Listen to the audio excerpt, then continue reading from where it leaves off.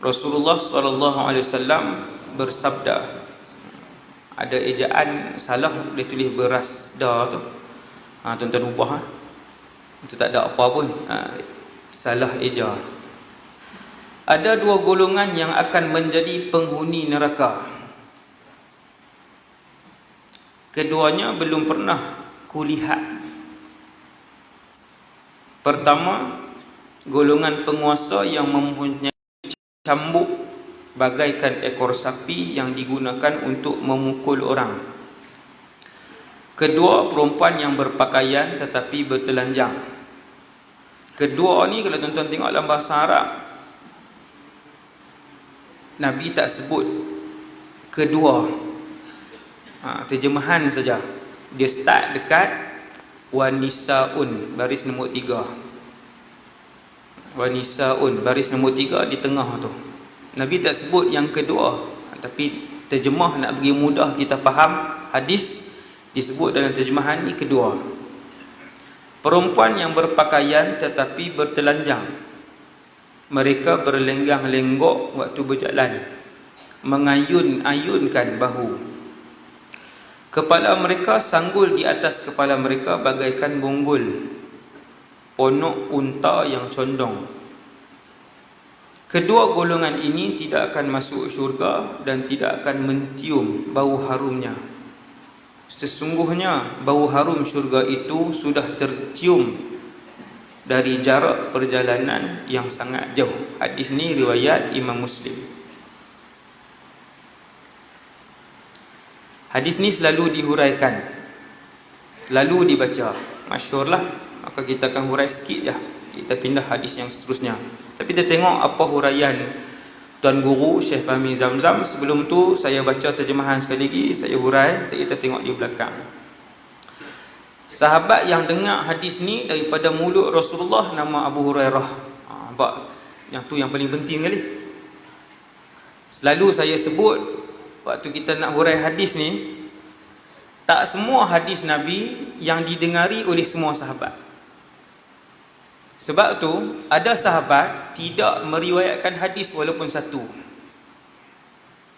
Bilangan sahabat yang tidak meriwayatkan hadis 100,000 orang lebih. Ini kalau mengaji rijal.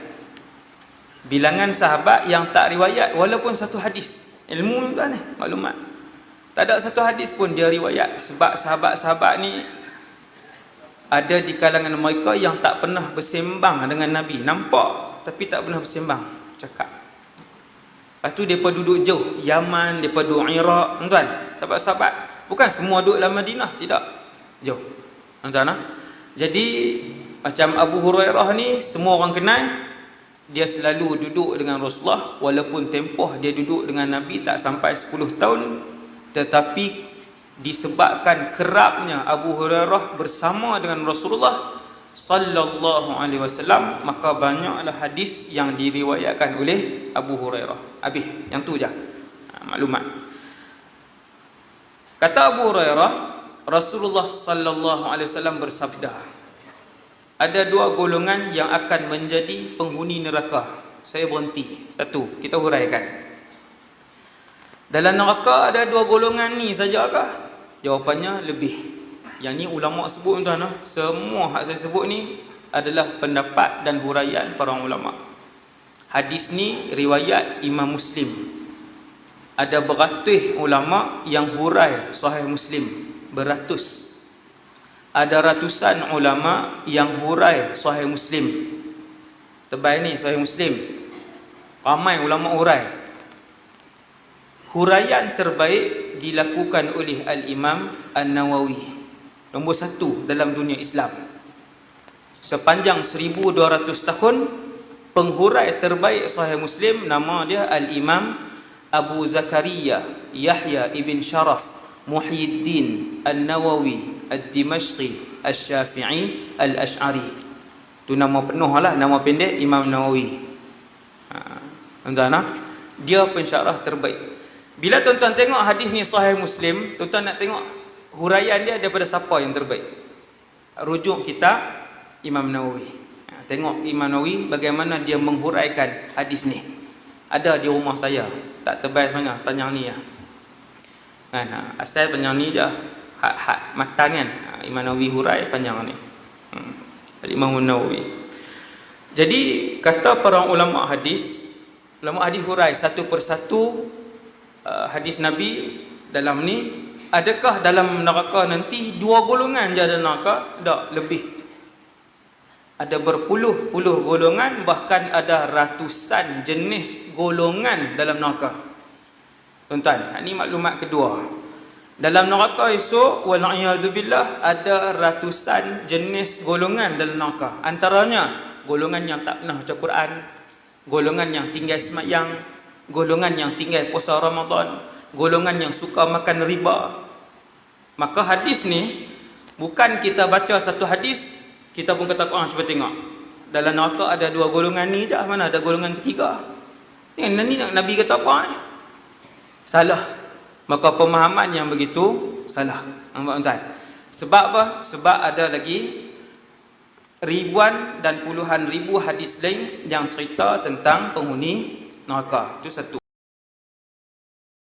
Kemudian Nabi sambung, keduanya belum pernah aku lihat. Rasulullah kata, aku tak pernah tengok jenis ni. Subhanallah. Dua-dua ni zaman ni kita pernah tengok, ataupun sebelum ni pun dah pernah dilihat oleh semua umat Nabi sallallahu alaihi wasallam. Cuma zaman Nabi tak muncul lagi. Waktu Nabi hidup 1400 tahun yang lalu, Nabi dengan sahabat tak nampak lagi golongan ni. Mereka ni ahli neraka hak keluar meduk di bumi ke? Bukan. Mereka ini bakal ahli neraka. Siapa yang tolong jamin bakal ahli neraka? Nabi tolong jamin dia bakal ahli neraka. Banyak ke tidak? Punyalah banyak zaman hari ni. Nabi tolong jamin hak ni bakal ahli neraka. Tak takut lagi. Tak takut, bahkan lebih semakin ramai zaman hari ni. Hak Nabi sebut ni, makin lama makin banyak kita tengok. Pertama, kata Rasulullah, Nabi tak sebut pertama.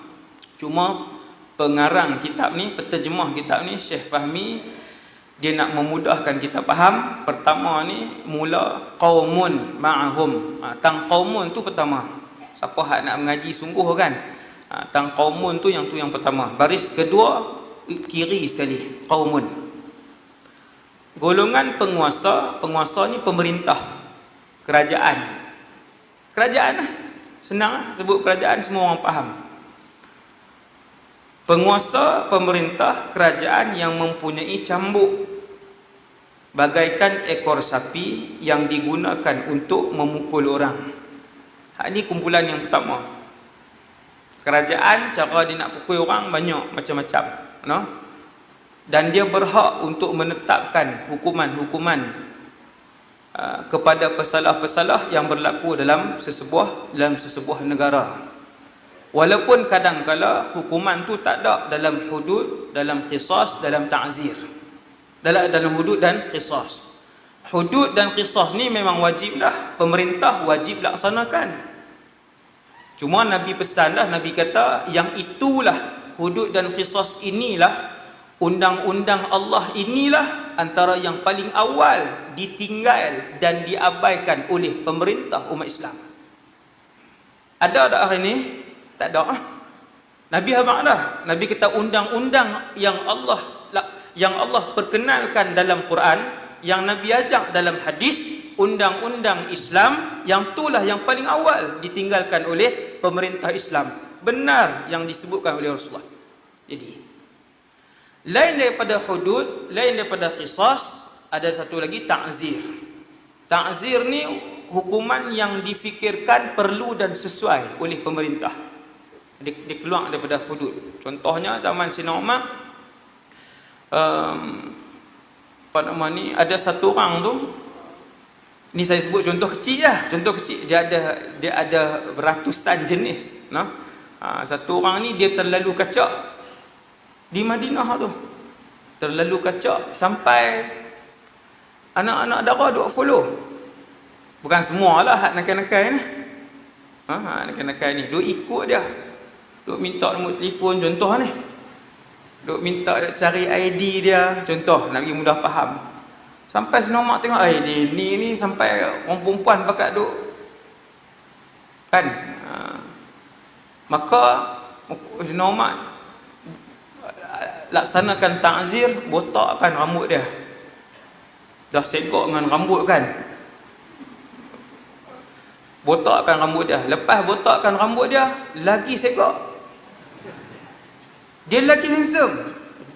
Bukan tuan-tuan tak payah bayang Melayu lah. Melayu botak habis terus ya.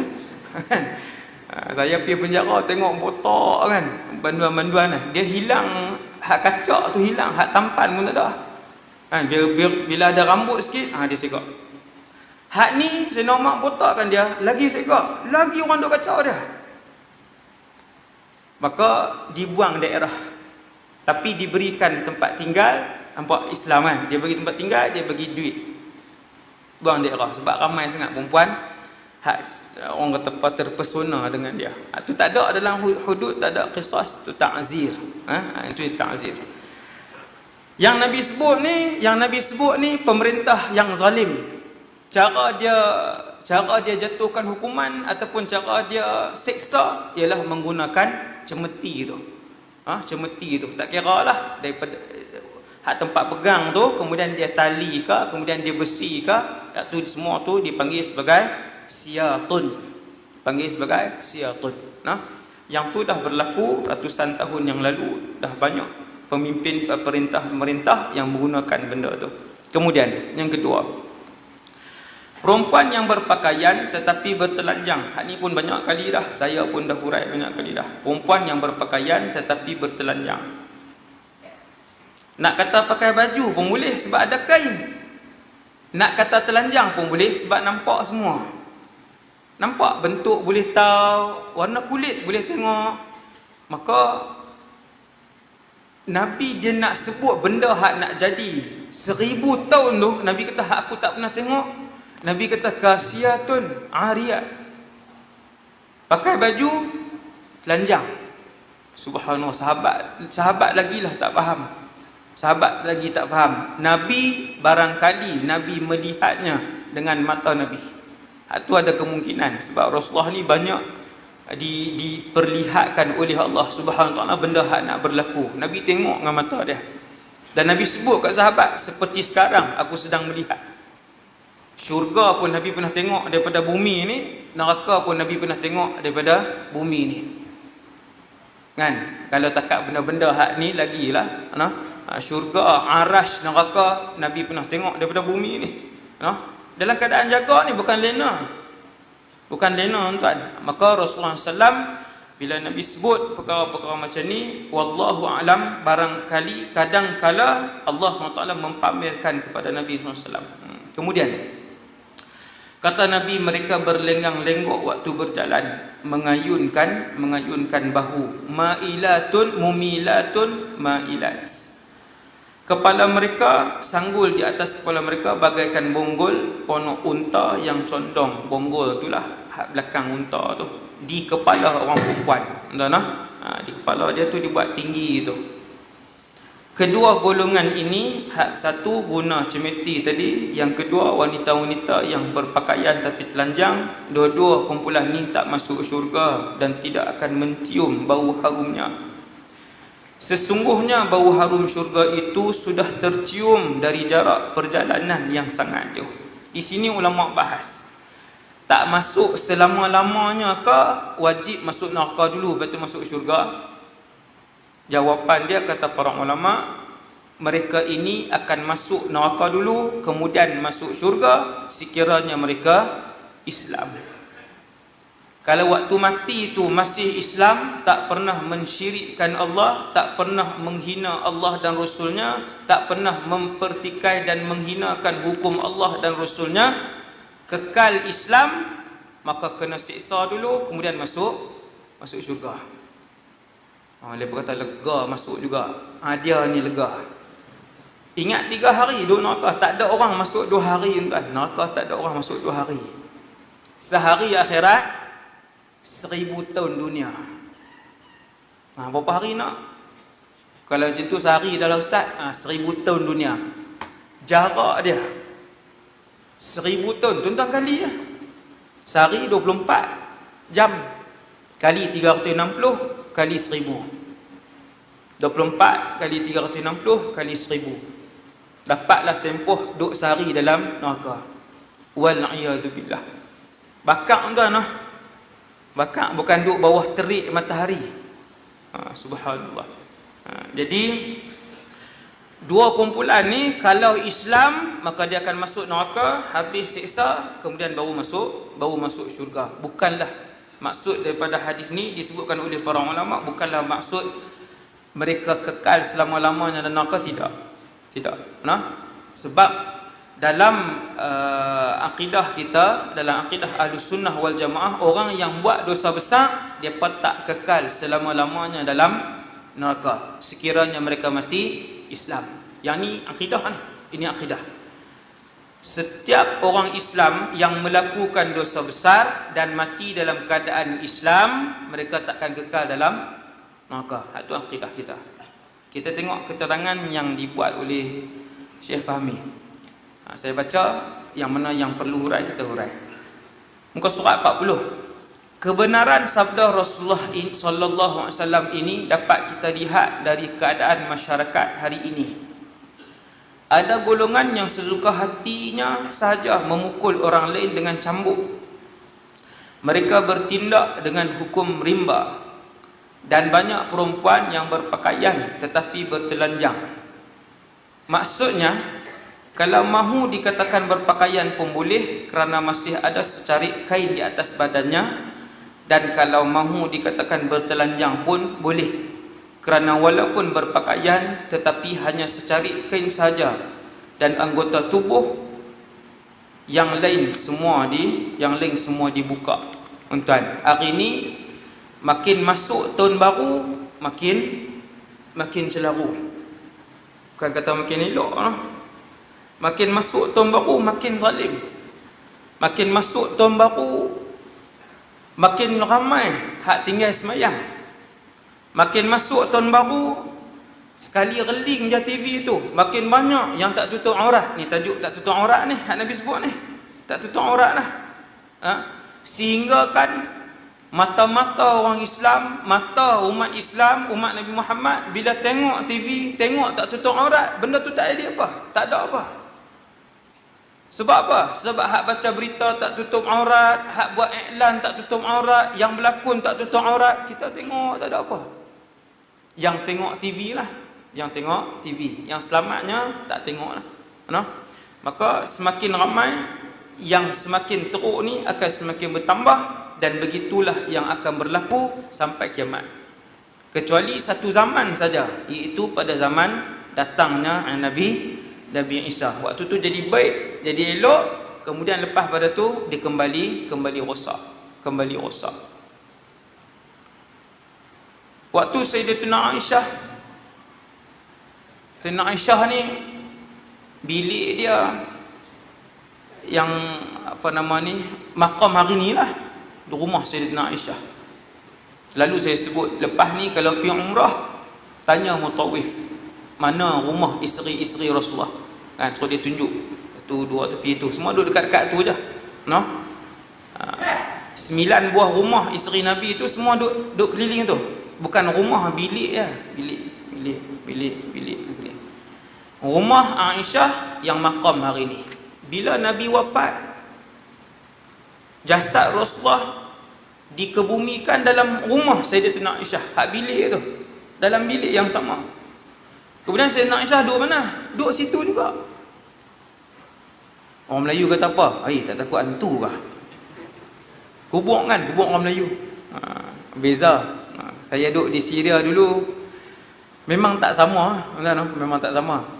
Di Syria ni dia punya perkuburan dia, kita lalu tu tenang.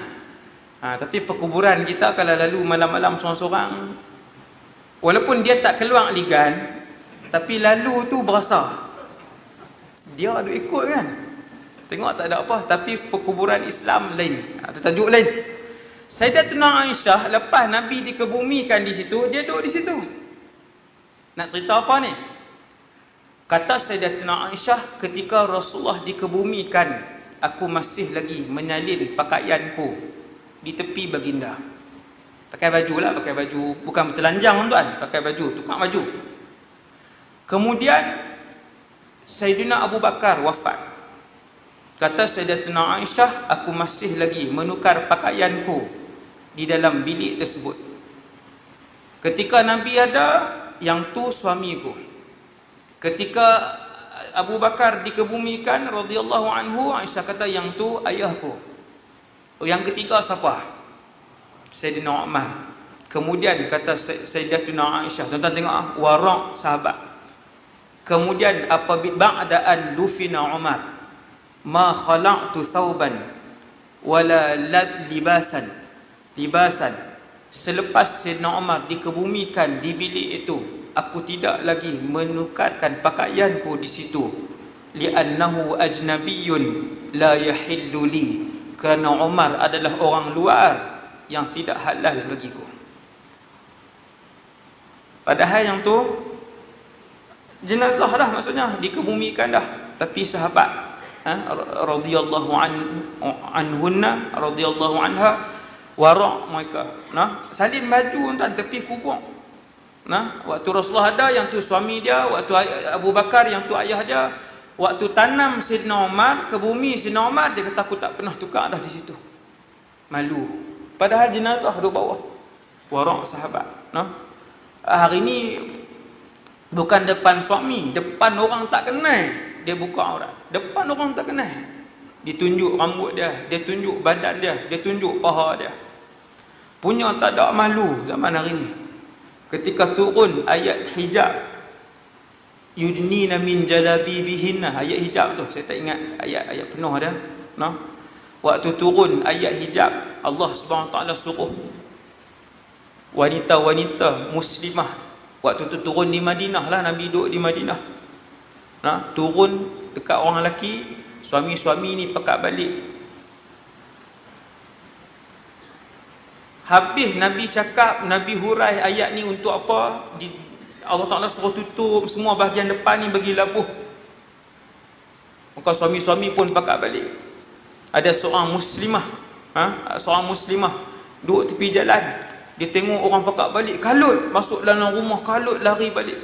Dia tanya kenapa? Dia pun sebut baru tadi turun ayat hijab yang mengarahkan wanita-wanita muslimah untuk memanjangkan tubuh mereka, untuk melabuhkan tudung mereka. Maka dia pun berhenti di situ. Tak berjalan dia, berhenti di situ. Sampailah dia panggil orang, suruh pergi ambil Ustaz kain yang ada di rumah saya. Orang tanya dia, wahai makcik, pasal apa tak berjalan terus balik?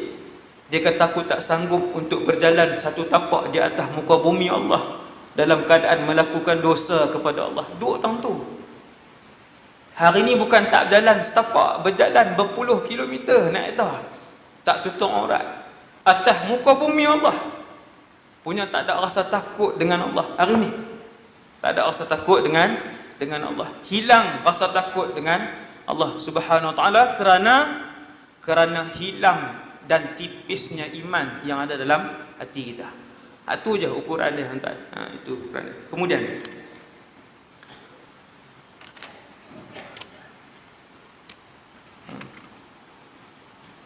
kedua-dua golongan ini tak akan masuk syurga dan tidak akan mendapat mencium bahunya, walaupun semerbak harum syurga itu telah tercium dari jarak perjalanan 500 tahun sebelum sampai kepadanya. Ini Syekh Fahmi dia huraikan, tak disebutkan dalam hadis ni, tetapi jarak 500 tu disebut dalam hadis lain. Tuan-tuan yang nak baca hadis ni, nak huraikan adik-beradik, anak-anak kan, daripada mana perkataan 500 itu? Maklumat 500 tahun itu ada disebutkan oleh Rasulullah dalam hadis lain. Punyalah jauh tuan-tuan bau wangi syurga. Dulu saya pernah sebut dah, 500 ni daripada mana? 500 ini daripada seorang itu berada di atas titian sirat. Titi sirat ni titi lah. Hujung sana mahsyar, lepas tu titi sirat, bawah neraka jahanam, hujung sana syurga. Syurga luas lah. Rumah kita tingkat berapa, syurga yang mana, yang tu besar lah belah tu. Bawah ni seluas-luas alam, bawah ni lebih luas daripada seluruh bumi ni. Neraka Jahannam. Berapa tahun Ustaz nak lintas ni? Nabi kata 500 tahun sebelum sampai boleh bau dah syurga. Tu titi tu panjang lagi, titi tu lagi panjang. Waktu tu satu orang bila dia teringat dengan kehidupan dia di dunia, berapa puluh tahun dia akan sebut, dia kata yauman au ba'da yaum, adalah hidup sehari sekali hari macam tu lah dulu ni. Bila dia teringat hidup di dunia hak 60 ni, duduk atas titi sirat, dalam akal dia kata dulu berapa tahun hidup dunia, akal dia kata ada sekerat hari kot, dalam sekerat hari sehari macam tu lah. Berbaloi ke tinggal semayang? Berbaloikah menzalimi orang? Berbaloikah mendedahkan aurat? Berbaloikah minum arak? Sebab tempoh dia sikit, tapi ukubah dia, iqab dia, apa nama ni, siksaan dia sangatlah panjang. Itulah bila Nabi sebut ni, bila Nabi sebut kita duduk atas titi sirat 500 tahun sebelum sampai depan pintu syurga, bukan masuk syurga. Sebelum sampai depan pintu syurga 500 tahun tu, ish wanginya. Bukan sampai dia masak bau syurga. No? Kalau orang masak ni 5 km bau tak 5 km? Tak bau dah. 5 km tak bau dah. Sekilo tak bau dah, sekilo tak bau dah. Syurga punya wangi 500 tahun bau dah. Allah Taala nak abang yang tu baru bau dia. Punya hina dua golongan ni, bau pun tidak. Wal'iyadzubillah. Wanita-wanita yang berpakaian tapi telanjang, pakai baju, buka sana, buka sini. Pakai baju labuh tapi boleh nampak semua aurat dia. Yang dua kali lebih teruk daripada ni, lebih kritikal daripada ni, hak jantan-jantan, hak jadi betina ni. Lesbian, gay, bisexual, transgender, trans. Jantan-jantan hak jadi betina ni. Subhanallah. Dia ada beberapa tokoh hak duk masuk dalam internet. Hak sekali depa masuk, puluh-puluh ribu orang tengok. No? Dia pakai baju, dia tak cakap tak apa lagi. Kita tengok dia make up dengan rambut ngapa dengan baju tu, dia bersin cukup. Tahu dah ada lucing. Kan? Subhanallah. Tuan-tuan, ni kalau hak ni pun dah tak bau syurga, ni hak ni orang perempuan, bukan tukang apa ni, perempuan original. Nu hak tukang. La haula wala quwwata illa billah. 2 kali dilaknat oleh Allah. 3 lapis dilaknat oleh Allah SWT. Hak tukang-tukang ni. Tak ada rasa bersalah, tak ada rasa bersalah apa. Satgi dia pakai baju nu, satgi dia pakai baju ni, satgi dia. Nah, ustaz duk follow lepa rapat ni. Saya hari tu ceramah tajuk ni. Takkan saya nak ceramah tak tahu apa. Saya tengok internet. Saya kaji kan. Saya tak ceramah kosong-kosong. Saya kaji apa transgender ni lepa tukang macam mana tukang suara, macam mana tukang tang mana lepa buat sebagainya. Yang tu lah. Hasbunallah wa ni'mal. Saya nak ajak tuan-tuan sebut hari ni. Yang pertama jangan sokong hak kumpulan ni. Depa duk jual produk apa semua. Semakin hari semakin bongkak. Allah bagi kekayaan, lagi hari lagi rosak. Lagi diisytihar, lagi dikata biar dia kata duit saya. Masyarakat support. Kan? Sepatutnya masyarakat tak support, sepatutnya masyarakat tegur, bukan menghina dan mengeji, bukan. Tegur, mesti kena tegur. Semoga diberikan hidayah oleh Allah Subhanahu wa taala kesemuanya insya-Allah. Rasulullah sallallahu alaihi wasallam bersabda, akan datang suatu zaman di mana seseorang tidak mempedulikan daripada mana dia mendapatkan harta, apakah dari sumber yang halal ataupun dari sumber yang haram. Hadis riwayat Al-Imam An-Nasai.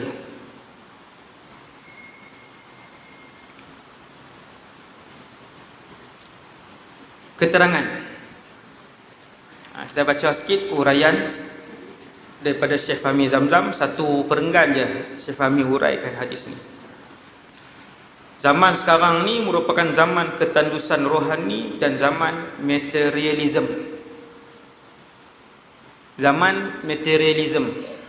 Orang menyembah kebendaan.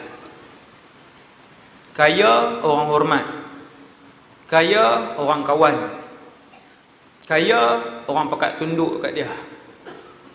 Wal'iyadzubillah, benda ni hanya terjadi kepada orang-orang yang ada penyakit hati. Segala sesuatu dinilai dengan harta. Nak sokong dia ke, nak duduk dengan dia ke tak, nak dengar percakapan dia ke tak, tengok harta dia. Wal'iyadzubillah. Kita ni tuan-tuan, hak dalam masjid, tak dalam masjid ni, kalau hari ni dengan duit kita sangat berjaga-jaga halal ataupun haram, alhamdulillah, itu tanda iman. Ramai di kalangan kita insya-Allah, kalau hak main ngaji ni kan, insya-Allah, kalau duit walaupun RM50, kalau yang tu bukan hak kita, sampai bila pun kita tak makan duit tu. Hati kita takkan ambil duit tu, tangan kita takkan ambil duit tu untuk kita gunakan duit tu. Yang tu alhamdulillah, tanda iman sangat tebal dalam diri kita. Ada orang bukan 50, 100,000 depan orang, duit haram pun dia ambil. 100,000 depan orang, bukan belakang. Maka beruntunglah orang pada zaman kemuncak fitnah ini. Pada zaman kemuncak fitnah ini, kalau dia seorang-seorang pun, dia takkan ambil walaupun duit tu ribu-ribu pun, dia takkan ambil. Dia duduk seorang ke, dia duduk ramai ke, orang tahu ke, orang tak tahu ke, dia takkan ambil duit tu. Kerana hati dia tak mau, tangan dia tak mau, tangan dia tak sentuh, hati dia takkan gunakan duit tu. Yang tu alhamdulillah. Sebab Nabi kata, bila dekat dengan akhir zaman, kamu akan tengok manusia, dia tak heran daripada mana dia boleh duit tu, dia tak akan pernah tanya macam mana dia boleh duit tu. Wal'iyadzubillah. Kalau malam ni RM10 pun kita takkan sentuh. Kalau yang tu duit orang, alhamdulillah, yang tu tanda iman kita. Ada tuan-tuan, no? Ramai, insya-Allah ramai, no? Walaupun dia duduk seorang, tapi kalau yang tu duit orang 100 pun dia takkan ambil. 10 tahun pun 100 tu dia simpan, lepas tu dia bagi kat tuan dia. Dia takkan makan. Ada orang tiap-tiap bulan ribu-ribu dia duduk makan duit orang. Tiap-tiap bulan tak ada rasa apa.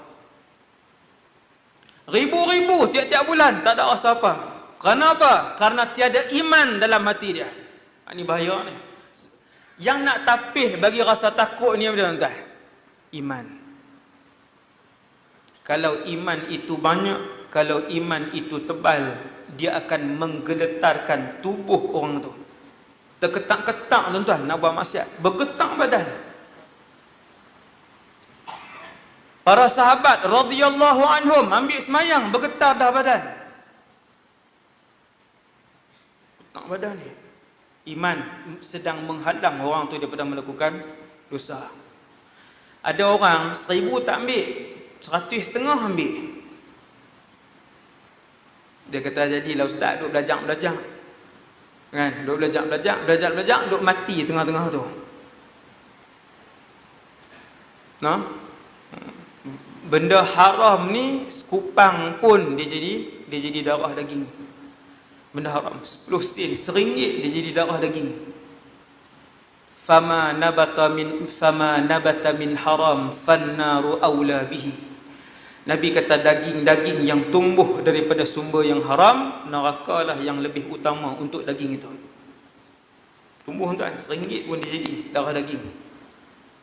Maka orang yang beriman ni tuan-tuan, 10 sen pun dia takkan ambil. 10 sen pun di hadapan dia seperti sebuah gunung yang besar yang nak menghempap dia. Dia takkan sentuh. Dia takkan sentuh walaupun 10 sen.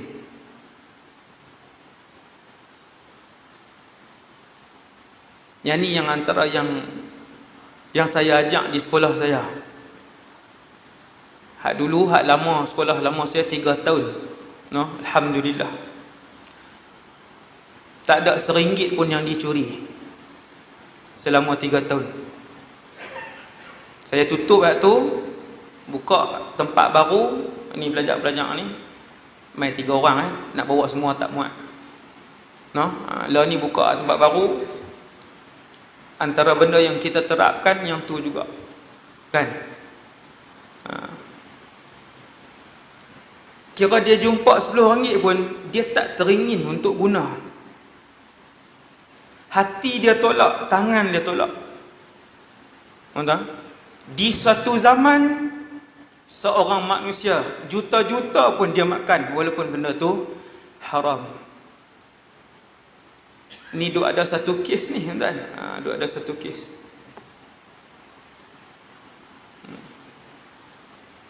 Jutaan diselewengkan. Semoga Allah SWT bantulah tempat tu supaya kes tu diselesaikan. Tak payah sebutlah, tuan-tuan. Jadi kata Rasulullah SAW, orang hari ni yang penting dia boleh duit untuk seronok, duit untuk bermewah, duit untuk tukang baju bermewah-mewah, duit untuk nak mewah kan, bukan untuk keperluan ni, benda hak nak mewah ni. Seronok kerap tukar baju, seronok kerap tukar beg tangan, seronok kerap beli rumah, saja-saja ya, rumah 2 biji dah, saja tambah. Tuan-tuan mungkin tak bayang kot. Kan? Saja tambah. Kereta 6 biji dah, saja tambah. Ni siapa dia pula nak naik? Tak tahu, geram Ustaz. Seronok, suka nak beli, suka. Dengan cara halal ke haram, yang tu tak perlu dibincangkan. Depa tak tanya dah. Noh, kok mana boleh duit?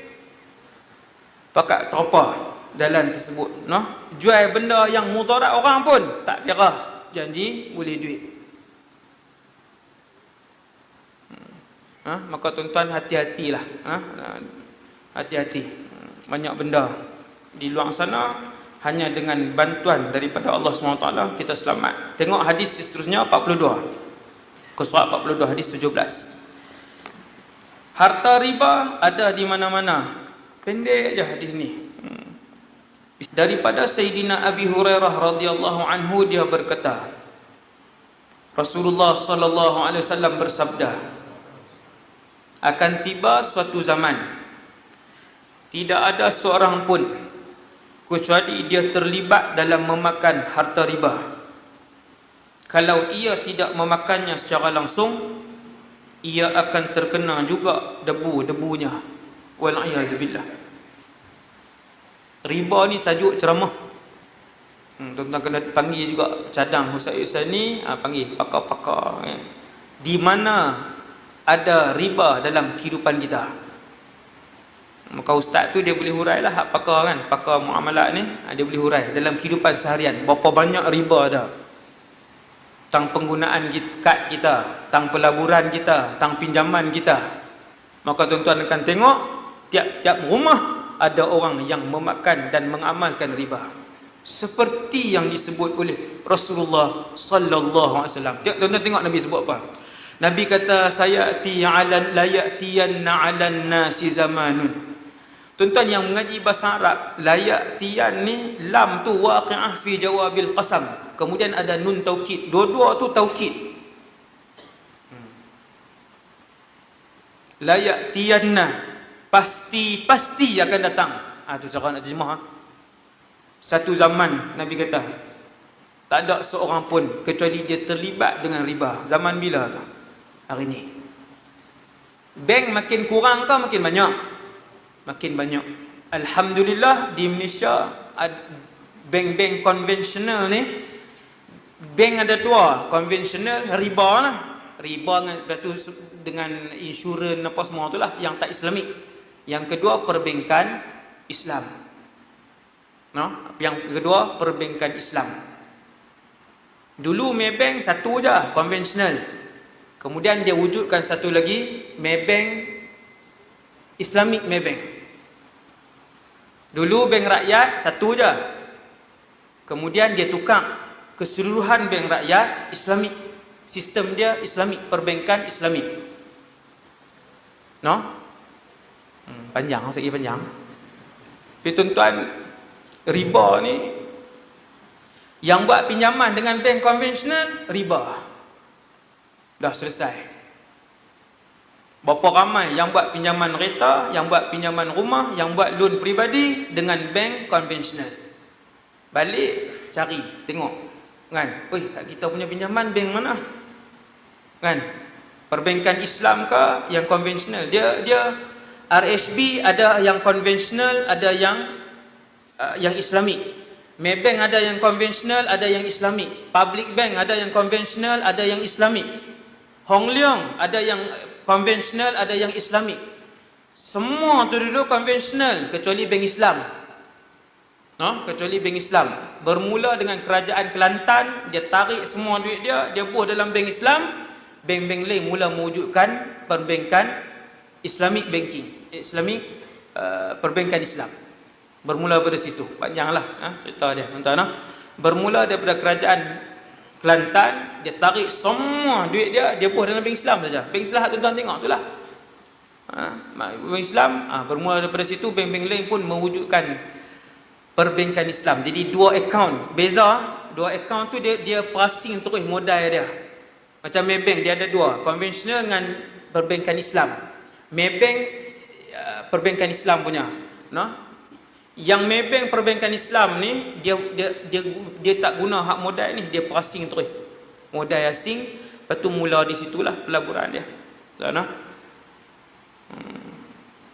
Jadi riba ni hak Nabi sebut 1000 tahun yang lalu, hari ni zaman kira azab dia tak faham lah, mudah cakap hasbunallah wa ni'mal wakil. Azab dia tak faham dalam neraka nanti, riba. Allah sebut dalam Quran, ya ayyuhallazina amanu taqullah, wahai orang beriman, takutlah Allah. Wa dharu ma baqiya minar riba, tinggalkanlah saki-baki riba. In kuntum mu'minin, sekiranya kalian percaya dan beriman dengan Allah. Kalau beriman kena tinggal. Fa in lam taf'alu, ni Quran tu ni. Macam baru malam ni pernah dengar ni. Allah Taala kata kalau kamu tak buat, fa in lam taf'alu, malam ni kamu dengar tentang pengharaman riba, besarnya kemurkaan Allah kepada pemakan riba, orang yang mengamalkan riba. Sekiranya kalian tak tinggalkan riba, apa dia ya Allah? Fa'dhanu biharbin minallahi wa rasulih, maka bersedialah untuk bertempur dengan Allah dan Rasulnya.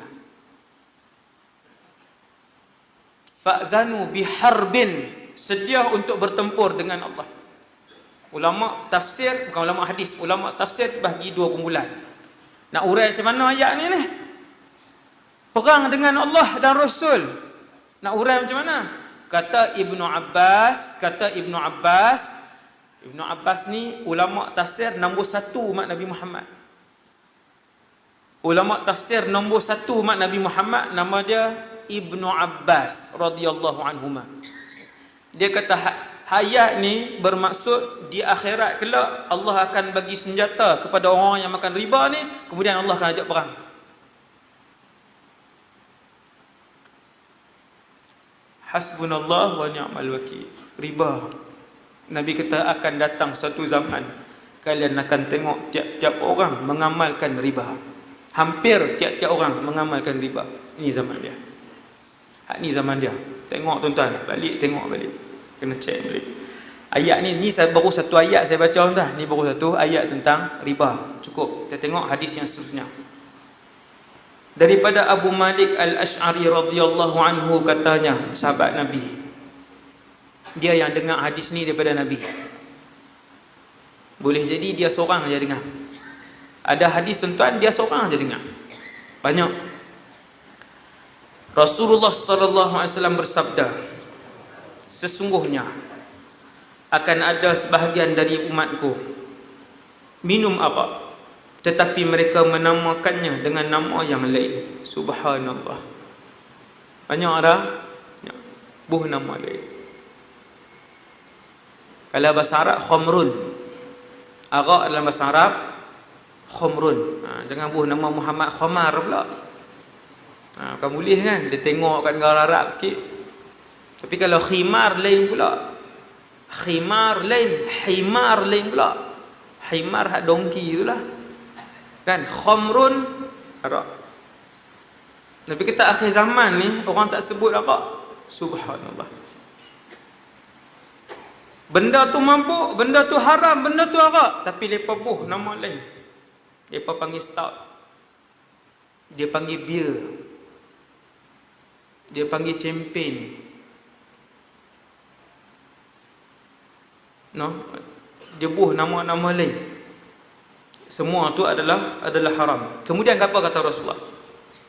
Depa buh nama lain. Jadi betul-betul hak Nabi sebut sebiji. Orang ada iman bila baca hadis ni, iman dia bertambah. Iman benda yang tak boleh tengok, tapi dia boleh berasa. Dia semakin yakin dengan ajaran Islam. Dia semakin yakin dengan Rasulullah sallallahu alaihi wasallam. Inilah fungsi hadis. Kita duk main ngaji ni tuan-tuan, iman ni sampai dia penuh. Kalau waktu tu orang tu mati, maka selamatlah barzakh dia, selamatlah mahsyar dia, selamatlah sirat dia, ahli syurga lah dia. Ketika satu orang itu meninggal, menghembuskan nafas terakhir, ketika mana iman dia telah pun penuh, maka selamatlah kehidupan dia selepas kematian. Duk tambah ni. Al-iman yazid wa yanqus. Iman ni dia bertambah, dia berkurang. Dengan apa dia bertambah? Dengan banyak melakukan ibadah. Dengan apa dia bertambah? Mentadabbur Al-Quran. Dengan apa dia bertambah? Dengan kita belajar hadis Nabi SAW. Tengok Nabi sebut.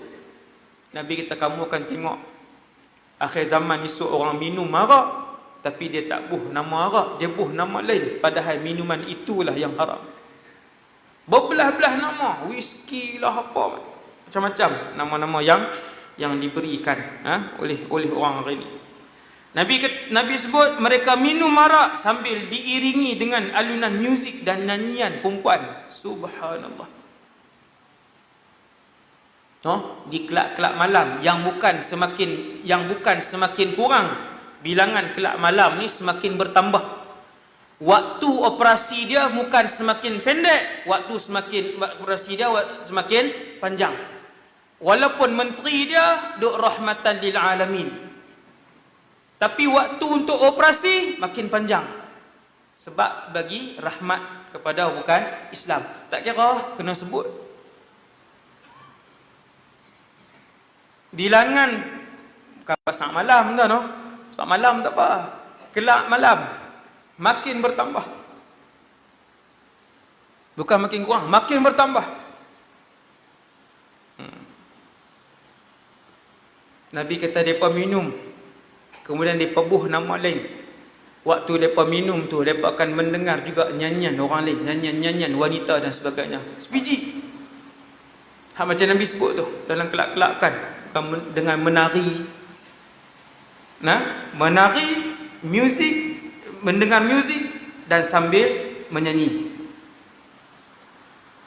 Allah akan menenggelamkan mereka ke dalam bumi, dan Allah akan merubah mereka menjadi kera atau babi. Okey, menenggelamkan mereka dalam bumi ni macam mana? Jawapan dia, Allah buka bumi telan dengan gempa, dengan buka dan sebagainya. Yang tu simbolik ke betul-betul Allah akan buat kepada kumpulan yang Allah pilih? Jawapan dia, Allah betul-betul akan buat. Ketika mana-mana kumpulan duduk dalam kelab malam tersebut, minum arak sambil menyanyi, sambil menari, apa semua, waktu tu akan ada masa, Nabi kata, akan ada waktu, akan ada kumpulan, Allah akan buka bumi dan telan dan menelankan bumi itu dalam perutnya. Mesti jadi, dan benda tu dah jadi dah pun. Saya pernah tengok video kan, bukan video berlakon ni, video rakaman. Sambil-sambil duduk menyanyi tu, sambil-sambil duduk menyanyi, duduk apa, mabuk apa, buka. Telan masuk. Kemudian Allah akan merubah mereka menjadi kera atau babi. Yang ni kata para ulama ada dua. Ulama hadis, ini hadis lah. Ulama hadis ada dua pendapat. Pendapat yang pertama, ulama hadis kata Allah mengubah mereka menjadi kera dan babi betul. Tuan-tuan, yang minum arak dalam tempat yang Nabi sebut ni, dalam keadaan mabuk tu, dengan mendengar nyanyian, dengan mendengar muzik, sambil mereka pun duduk menari, sambil mereka pun duduk melalak, satu hari Allah SWT, kata para ulama hadis kumpulan pertama ni, Allah akan ubah orang tu, dia berjalan, kemudian dia turun-turun jadi babi, dia berjalan, dia melompat-melompat, dia jadi kera. Kita kata betul ke ni? Betul tak betul? Allah pernah buat dah kepada Bani Israel. Kunu qiradatan khasi'in dalam Quran. Wa ja'ala minhumul qiradata wal khanazir. Ni Allah sebut dalam Quran ni. Tuan-tuan, Bani Israel dulu pernah ditukar menjadi kera dan babi. Hakikat ke simbolik? Hakikat. Mereka buat benda yang Allah larang, mereka buat benda yang Rasul larang, mereka cabar Allah, tukar jadi beruk, tukar jadi kera, lari masuk dalam hutan. Sungguh, kemudian jadi apa?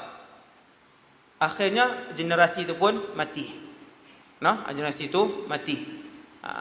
Yang ditukar tu, Bani Israel yang Allah tukar tu, generasi itu satu je. Yang tu pendapat kebanyakan ulama tafsir. Jadi kera betul, jadi babi betul, tukar jadi babi, kemudian mati. Masuk dia hidup, kemudian dia mati. Saat kita tuan-tuan duduk tengok beruk sampai hari ni yang nakal dulu ni. Bukan, tak ada kena-mengena. Dia tuntut kat mahsyar esok susah. Kan? Yang tu tak ada kena-mengena. Hak lapis tu mati dah.